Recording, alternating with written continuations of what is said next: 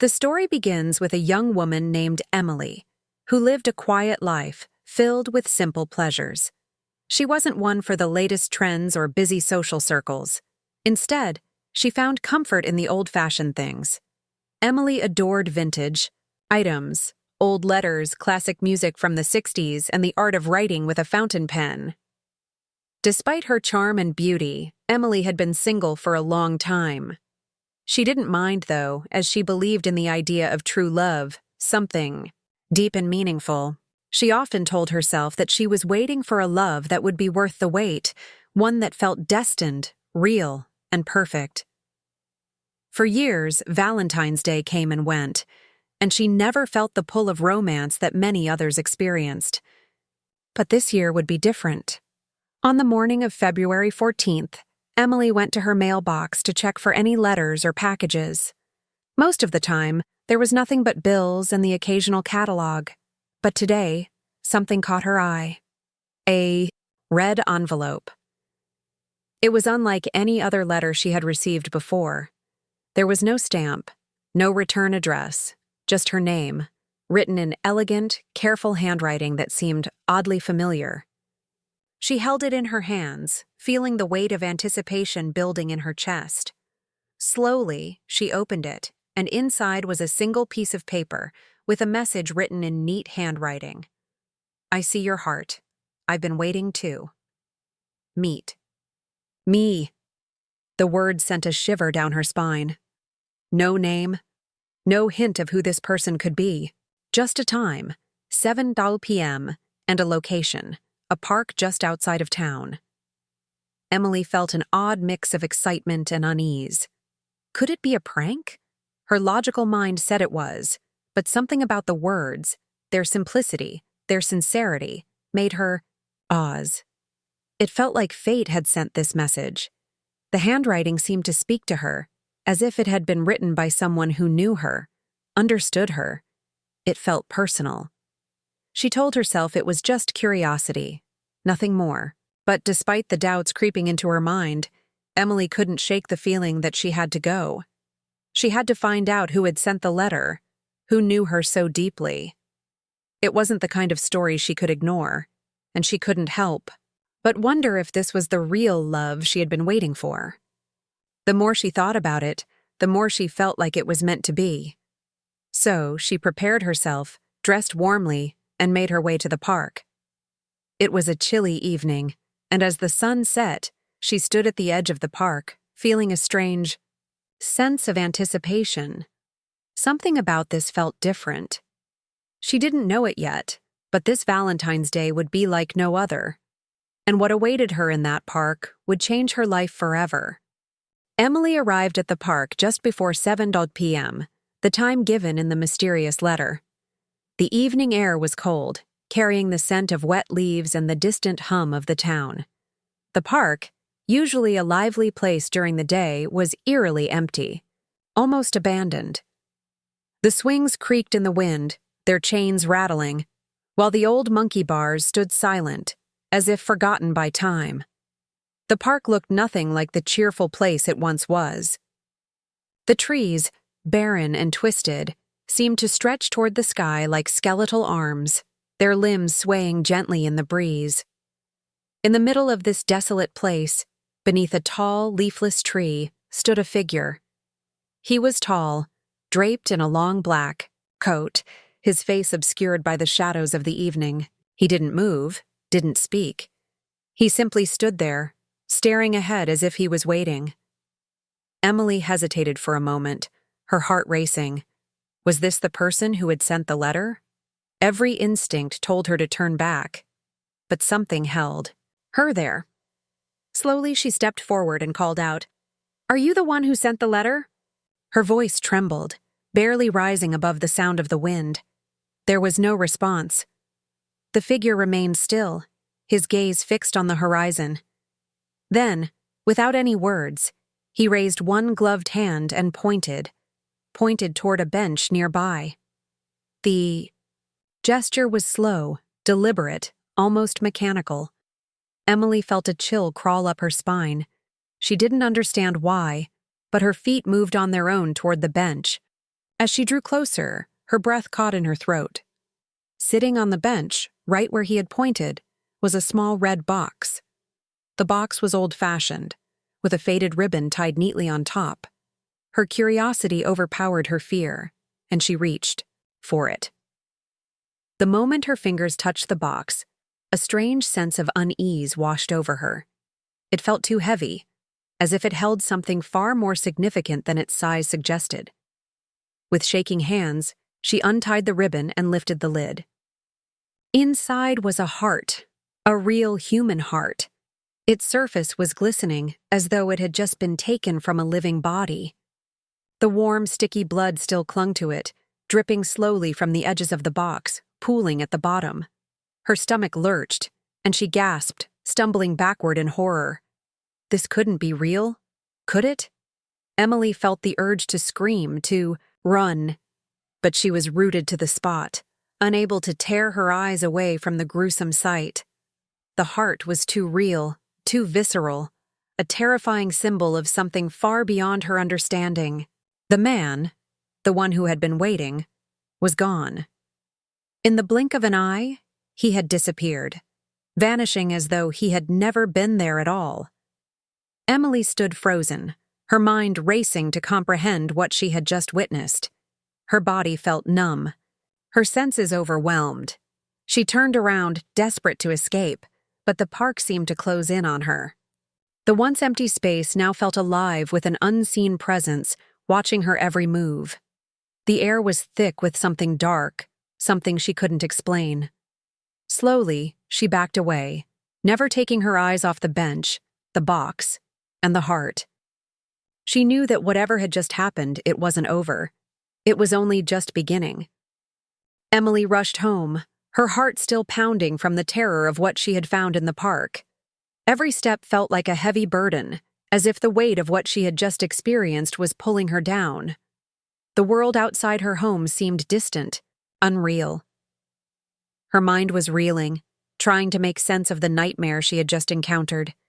She locked every door, drew the curtains, and sat on the floor of her living room, trembling. The heart still haunted her thoughts, its image burned into her memory.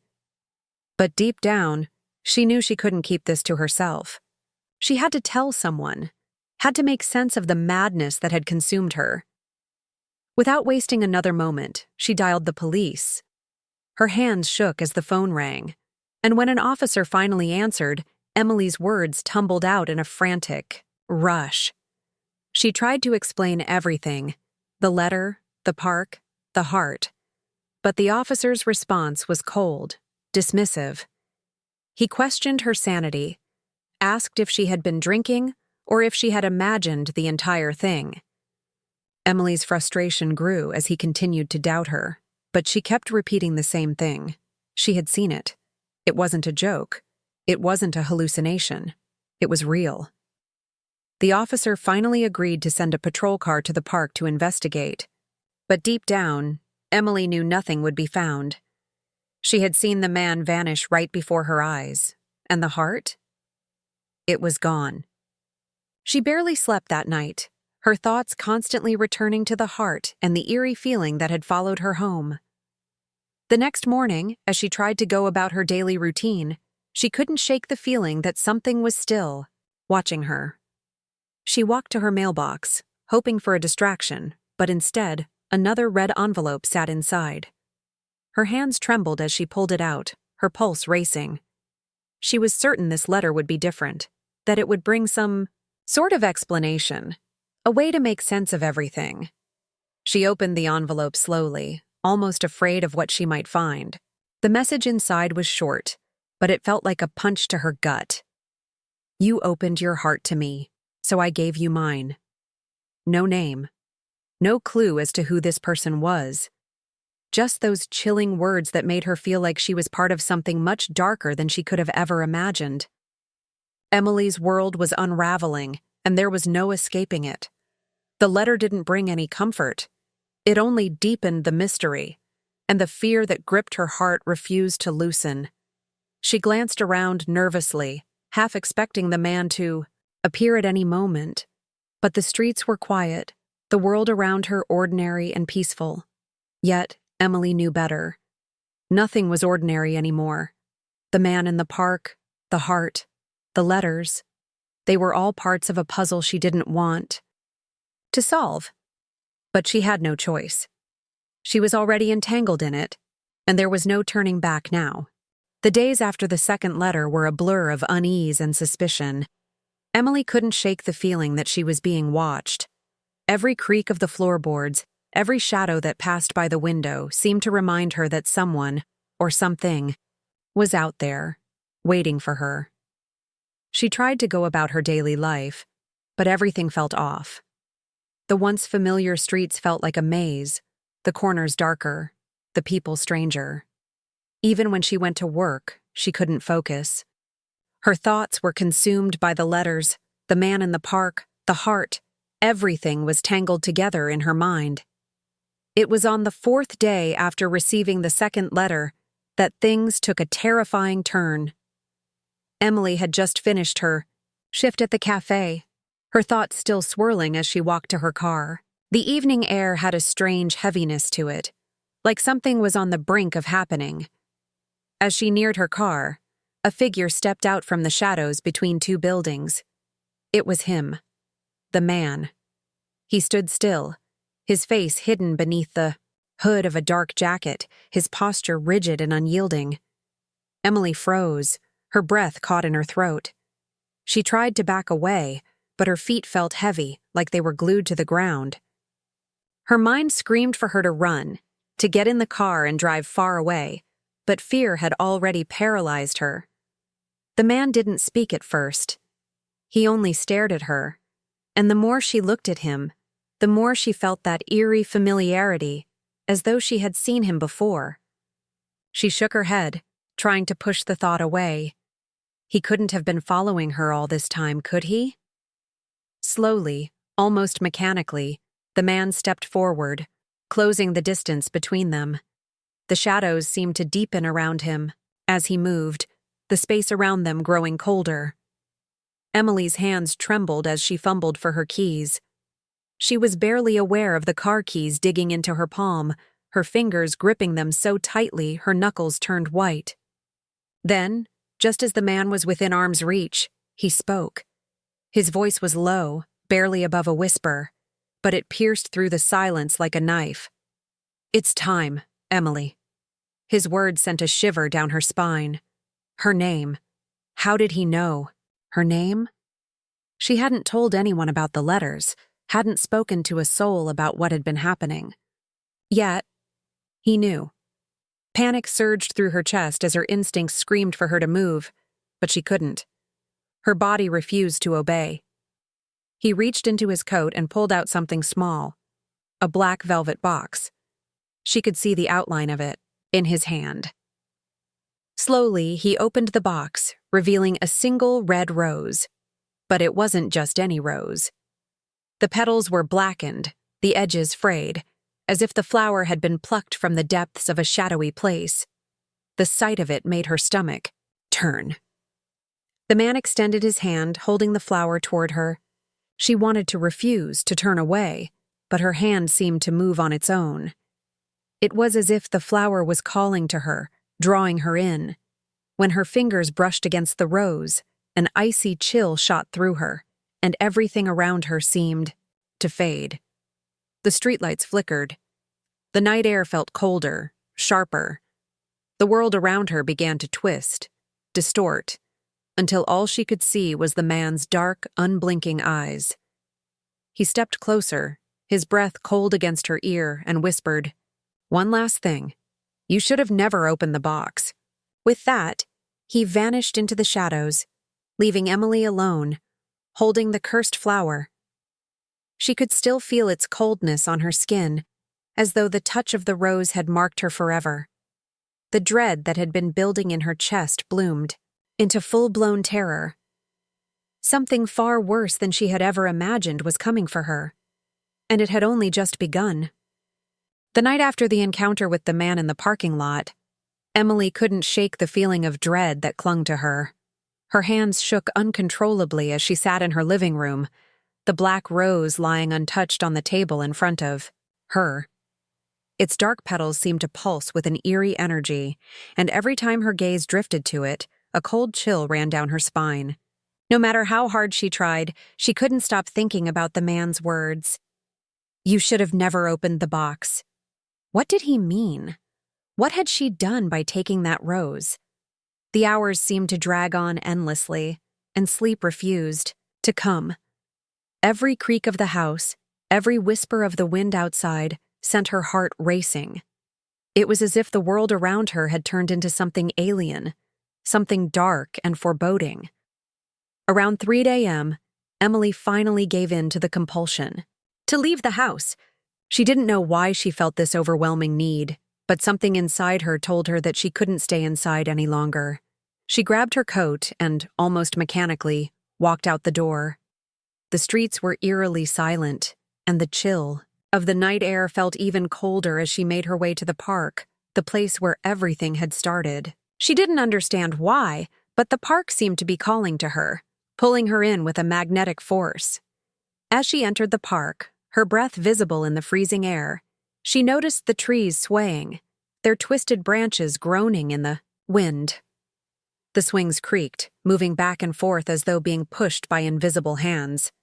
Emily's footsteps crunched in the snow, each one feeling heavier than the last. She was no longer sure of her own intentions, but it felt as though something was drawing her deeper into the park, something that had been waiting for her all along. As she walked past the old, decaying playground, she saw him again. The man. His form stood beneath the same leafless tree where he had first appeared, just like before, motionless, his eyes hidden beneath the shadow of his hood.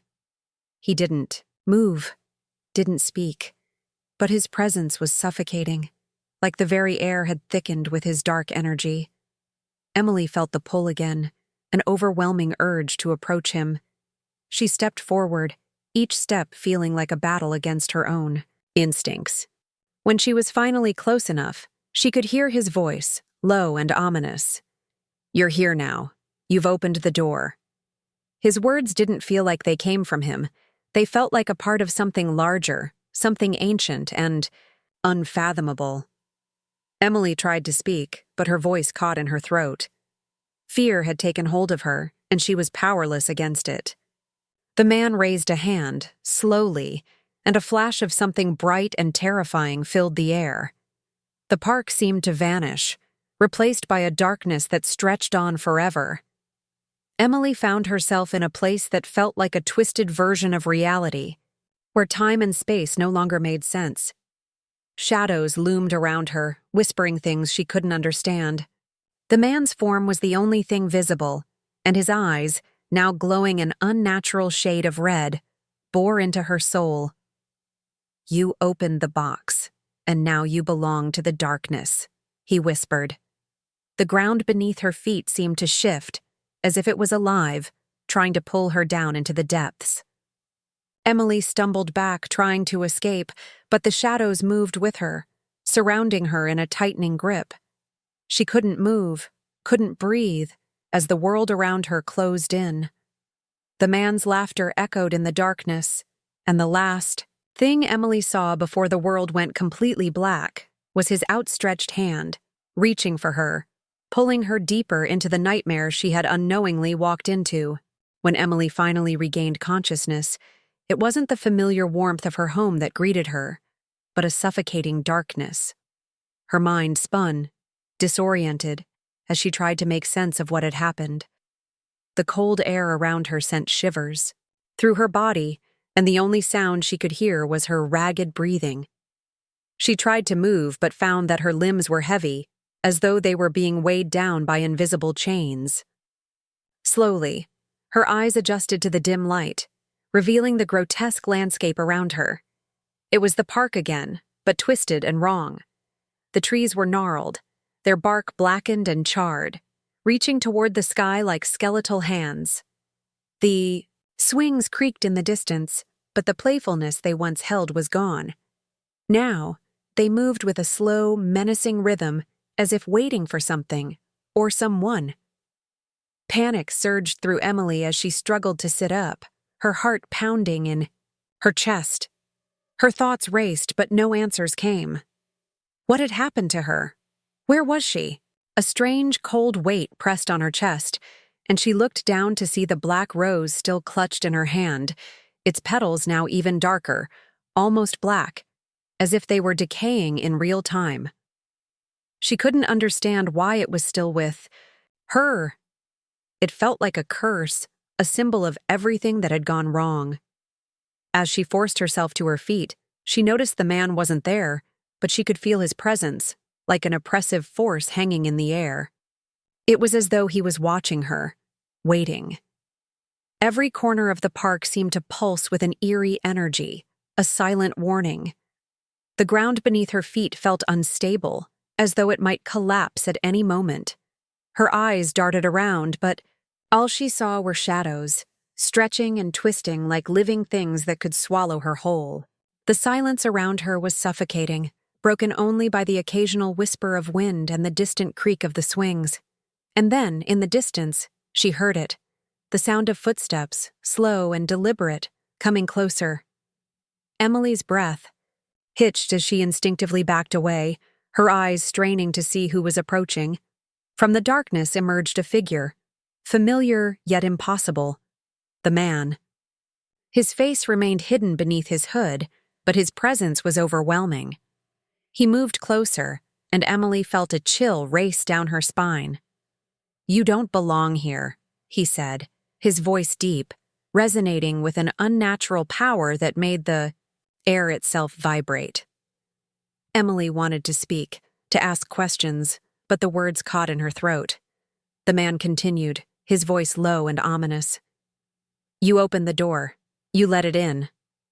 The darkness around her seemed to grow heavier with each word, as if the park itself was alive, feeding off her fear. Emily's grip on the rose tightened, and she felt a strange, dark connection to it. The petals pulsed, sending a surge of cold through her veins. The man stepped closer, his eyes glowing red in the shadows, and she could feel his gaze cutting through her, piercing her very soul. "You are mine now," he whispered, his voice like a ghostly breath against her ear. "You will never escape." Fear gripped Emily's heart as the world around her began to twist, the ground shifting beneath her. Her mind screamed to run, to escape, but every part of her body felt frozen. The man reached out with one long, bony hand, and as his fingers brushed against her arm, a wave of cold swept over her. The last thing Emily saw was the glowing red of his eyes, and then everything went dark once more. When Emily awoke once again, the world around her seemed different, quieter, emptier. The darkness had swallowed everything, leaving only a void where the park had been. She was no longer surrounded by the twisted trees, the swings that creaked, in the wind, or even the cold weight of the black rose in her hand. There was nothing, just endless shadows stretching in every direction. A sharp pain shot through her head as she tried to make sense of her surroundings. Her chest tightened, and for a moment, she thought she might be suffocating. Her eyes scanned the empty space, but there was no sign of the man, no trace of the eerie presence that had haunted her every step. Yet, she couldn't shake the feeling that he was still there, lurking just beyond her sight. Slowly, Emily rose to her feet, her limbs weak, as if she had been drained of all energy. She didn't know how long she had been lying there, unconscious, or trapped in whatever nightmare this was. Every instinct told her to run, to flee from this place, but the fear that clung to her was paralyzing. The silence around her was deafening, and for the first time, she realized how truly alone she was. The darkness wasn't just a physical presence. It was a weight on her mind, a force that seemed to claw at her from the inside. She staggered forward, her body trembling, unsure of what she was even searching for. But as she moved, something began to change. The shadows, once still, started to shift. The air grew colder, and Emily felt a chill crawl down her spine as she turned to see a figure emerging from the blackness. It wasn't the man this time. Instead, It was something far worse, an endless, writhing mass of darkness, swirling and pulsating like an entity unto itself. Emily's breath caught in her throat as the mass took shape, forming into grotesque, shadowy figures that circled around her, their eyes glowing with an unnatural light. They didn't speak, but their presence was deafening, filling the empty space with an overwhelming sense of dread. Emily tried to move, to escape, but the shadows pressed in closer, their cold touch seeping through her skin. It was then that she realized the horrifying truth. There was no escape. This place, this endless void of darkness, had become her prison.